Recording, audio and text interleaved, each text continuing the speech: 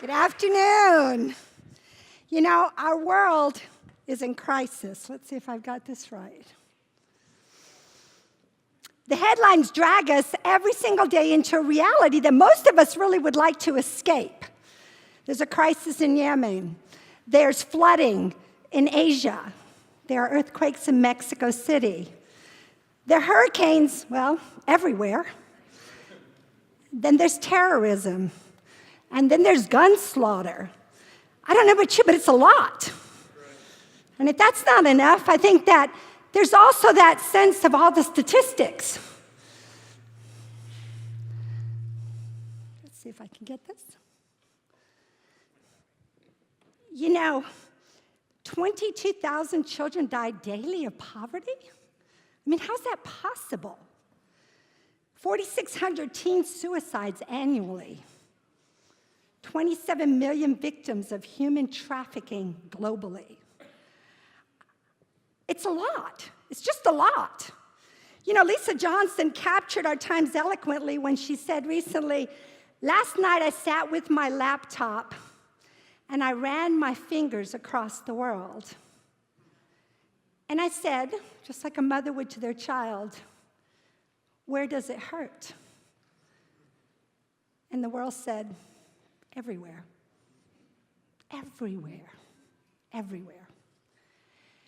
You know, our world is hurting everywhere, everywhere, everywhere, and desperately needs healing. And yet I don't know about you, but sometimes I just want to shut down. It's just way too much information. I don't like watching TV at nights. You know, or I want to walk out. It's just too much pain. I want some chocolate. There you go. If I can find my chocolate slide, we'll all be better for it. All right. Can someone find my chocolate slide? All right. Or maybe some gelato. Is it coming? Gelato. I am so on this thing here. All right, I'm getting it now.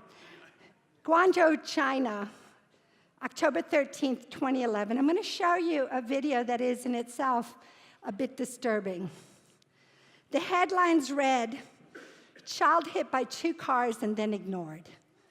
It was all caught on surveillance camera, and this is what we see.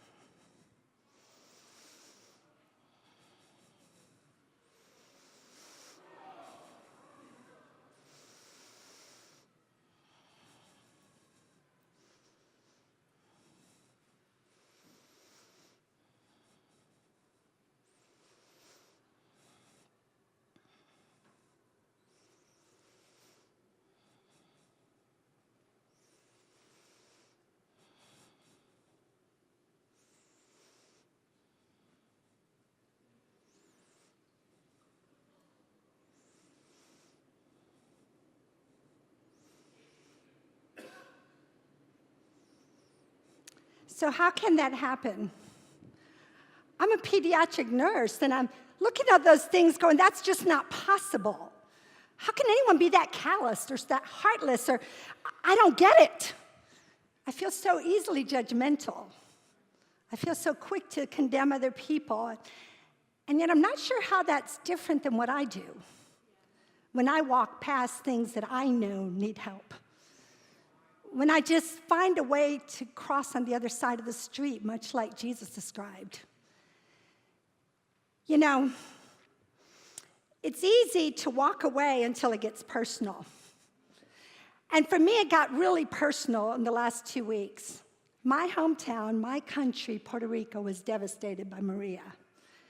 And I couldn't find my family for days.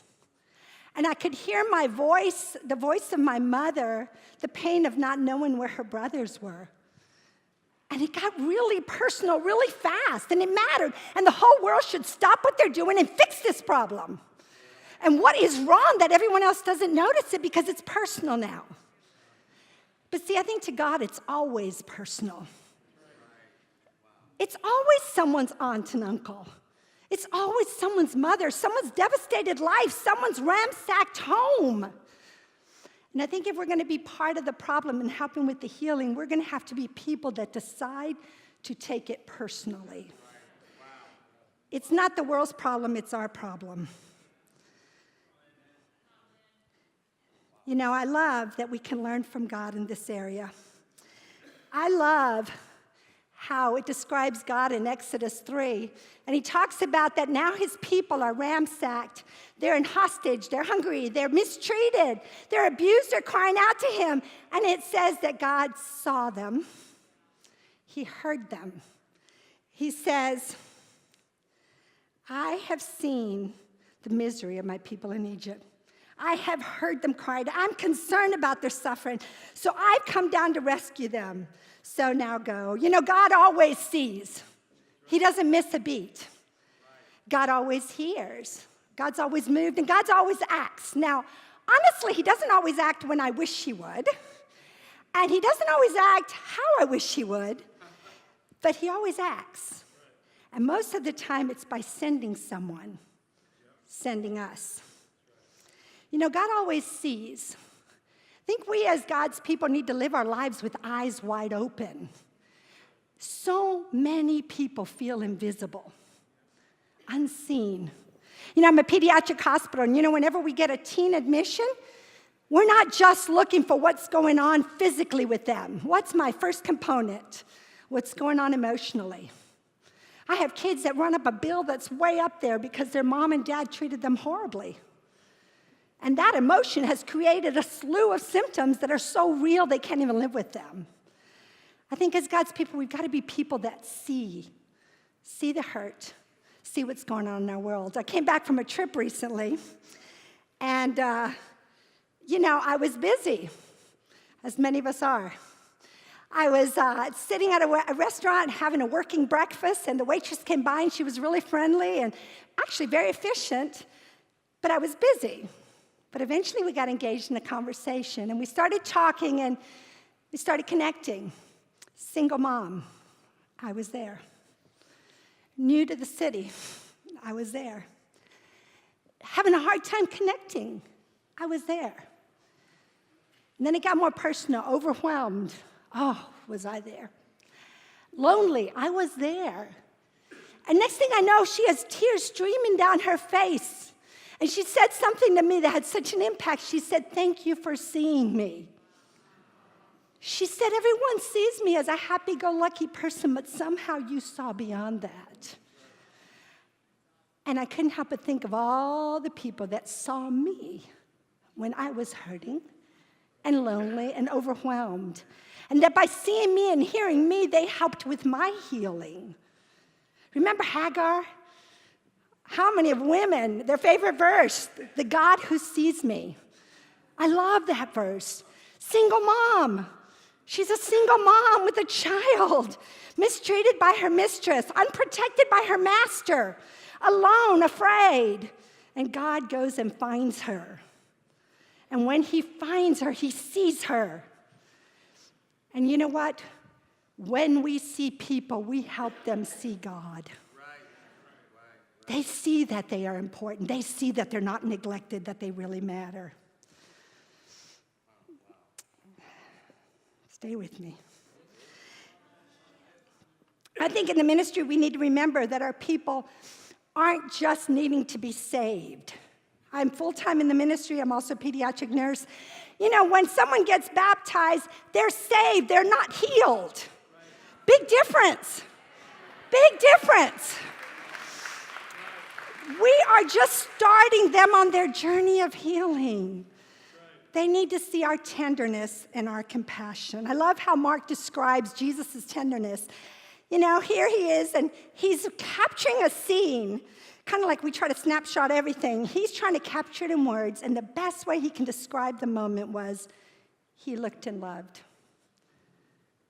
What a beautiful description of a moment in someone's life. I get a little scared when I think of some invisible biographer following me and capturing those moments. I'm not quite sure they'd look as good as his, you know? But what a beautiful, and what if we as God people got to be known as the people that looked and loved? That we saw people for what they were. We need to live lives with eyes wide open. We've got to see past the smiles and the somewhat happiness of people, or the rudeness, or the meanness, and see what's really going on. We've got to see hurting eyes. We've got to recognize lonely lives. We've got to see and find the tear tracks that are on people's faces. Compassion makes people feel less alone. They feel seen, they feel known. It makes them feel like there's someone in the world, that they're not crazy and confused. We can't just do this when we're on a project. Sometimes I'll go to help youth corps or single corps with some of my kids from my ministry, and I watch them and I think, where have you been? We've got to do it in our life. Every day, everywhere we go, because every person really matters. But to heal, people not only need to be seen, they need to be heard. They need to be really heard. Teens often say, you aren't listening. What they're really trying to say is, you aren't hearing. Maybe the world says to us, you aren't listening, you aren't really hearing. Everybody has a story, and everybody's story matters. And sometimes in just telling your story, you start getting healing. I remember I could never talk about Barry's death without sobbing on stage. I would think, why do they make me do this? It's humiliating, and nobody can hear what I'm saying anyway. I remember when I stopped crying, and it was the beginning of the healing. But it was all those times and talking about it that helped with the healing. I can't help but wonder sometimes when I hear the story of a shooter who took out a whole bunch of people, what could have been different if someone could have heard him? What pain did he have? Nobody wakes up and does this. He didn't grow as a child to do this. We need to hear the people. To have a compassionate soul, we have to see, we have to hear, but we have to be moved like Jesus was moved. There's a study of compassion that's hot in academia right now. Stanford University, Emory University have centers of compassion. Great idea, get a major in compassion. But you know what they found out is what God has told us all along. Compassion breeds strength. Compassion breeds healing. Compassion is fueled by suffering, and you're going to love this one. Compassion mobilizes our immune system. Did anyone know that? Who'd have thunk all those kale shakes I've been having, if I had been using them on random acts of kindness, I'd probably be healthier today. But what keeps me from being compassionate? Sometimes I think the problem is so big and the immensity of it just shuts me down. Or sometimes my fear kills my compassion. I think if I get involved, what is it going to cost me? And I stop before I start. Sometimes I just seem to think I have too many problems of my own. I don't know if you know this, but I have 6 kids. And their spouses, 5 grandkids, 1 other. I mean, that's bigger than any church planting I ever led, okay? That's a lot of people. And I'm supposed to have other people. But maybe the real reason is because I am hurt. And I am wounded, and I know it. And I'm not sure that I have it in me to help you. I have too much wounding on my own. And yet Paul said, when I am weak, I am strong. We need God to keep us tender and to keep our hearts feeling so that when we feel, we can help with the healing of other people. It takes a lot of humility to walk through suffering with God and to do it His way and to stay tender and to stay who He wants us to be. Let's see if I got this. Nope. There we go. Henry Nouwen described it when he wrote, "Nobody escapes being wounded. We are all wounded people, whether physically, emotionally, mentally, or spiritually. The main question is not how can we hide our wounds so we don't have to be embarrassed, but how can we use those wounds in the service of others? When our wounds cease to be sources of shame and become a source of healing, we become wounded healers." You know, Gloria Barrett always used to say to me, don't waste your sufferings. Our wounds are often the most powerful gift we give to others. You know, consider Jesus. It's the idea of the wounded healer. It's the idea that our wounds actually help with the healing of other people. I don't know how many of you have thought of this, but by the time he went into the ministry, the man had serious baggage. He was personally responsible for the genocide of a generation of toddlers. Imagine what that could have done. Imagine hearing these moms talk about the child that they lost, or a brother who was so angry because of his little brother that was killed. But Jesus was a wounded healer. And the Bible says that by his wounds, we've been healed. Our wounds are the greatest gift that we can give to other people. Think about it. The weakest moment in Jesus' life was the single most powerful moment in the history of mankind. He was a wounded healer. The wounded healer, it's the visual of a victim whose hands, I'm going to get this before the end of it.